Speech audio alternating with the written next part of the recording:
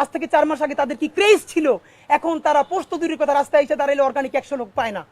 এই যে তোমাদের সাথে 100 লোক নাই, এটা তো আমাদের জন্য আনন্দদায়ক না, এটা দুঃখ। জুলাই হেরে যাচ্ছে।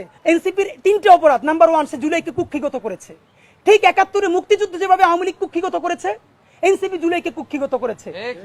মুক্তিযুদ্ধ করেছে সবাই, আপামর, কৃষক, শ্রমিক, জনতা, জনযুদ্ধ।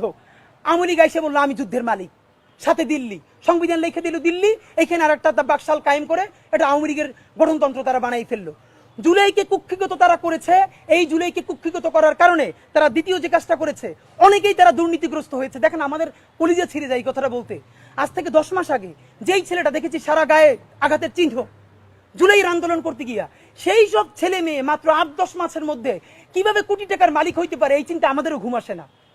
10 মাস তো, আরে রাজনীতি তো আগামী 5 বছরের না, রাজনীতি তো 50 বছরের। কষ্ট করে বসে থাকলে আগামী বাংলাদেশ হয়তো আমাদের, জুলাই যোদ্ধাদের। এখন তারা যে দুর্নীতি করলো, তারা তো এই সরকার পড়ে যাওয়ার সাথে সাথে কেউ যাবে দুবাই, যারা ফ্ল্যাট কিনছে, হাউজিং এ প্রজেক্ট করছে, ওইখানে ব্যবসা কিনছে, কেউ যাবে বিদেশ, যারা মাস্টারমাইন্ড হইছে। এই লক্ষ লক্ষ জুলাই জনতা কোথায় যাবে? আমাদেরকে যে তোমরা এই জাহান্নামের মধ্যে ফেলাই দেবা, এর দায় কিন্তু ইতিহাসের কাছে দিতে হবে, আল্লাহর কাছে দিতে হবে। নাম্বার 2, আপনাদেরকে বলতে চাই, এই ঐক্য প্রথমত বিনষ্ট করেছে এনসিপি।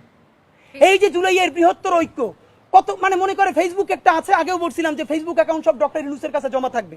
মন চাইলে এই পোস্ট দেয়, আধা ঘন্টা পর ডিলিট দেয়, এরপর 3 ঘন্টা পর এইসব দুঃখ প্রকাশ করে।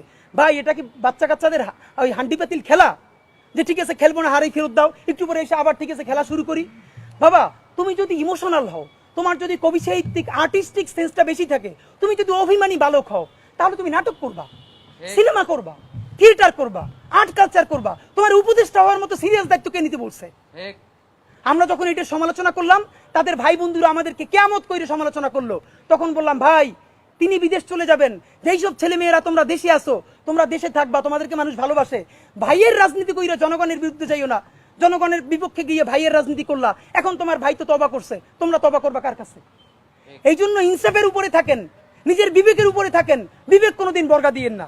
এবং সর্বশেষ, এই যে নিজেদের ক্ষমতাকে কুক্ষিগত করার জন্য বৈষম্য বিরোধী ছাত্র আন্দোলন, সারা বাংলাদেশের যে ফোর্স ছিল সেটাকে নাই করে দেওয়া হলো।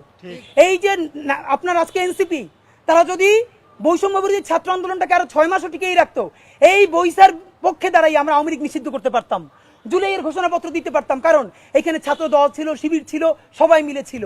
তো নিজের ক্ষমতাকে কুক্ষিগত করার জন্য কি করলা? কতক্ষণ শাহবাগের পক্ষে গেলা, বিপক্ষে গেলা, জামাত, হেফাজত, ইসলামপন্থীদের গাইলেইলা, আবার সরি বললা। দেখেন কি আফসোস, আজ থেকে 4 মাস আগে তাদের কি ক্রেজ ছিল, এখন তারা পোস্ত দূরের কথা রাস্তায় এসে দাঁড়াইলে অর্গানিক 100 লোক পায় না। এই যে তোমাদের সাথে 100 লোক নাই, এটা তো আমাদের জন্য আনন্দদায়ক না, এটা দুঃখ। জুলাই হেরে যাচ্ছে, সুতরাং এনসিপি কে এই দায় নিতে হবে।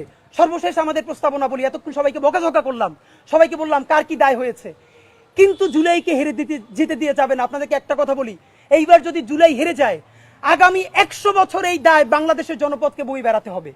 অগণিত মানুষ গুম হবে, খুন হবে, দুনিয়ায় নিউজ করার মতো কেউ থাকবে না।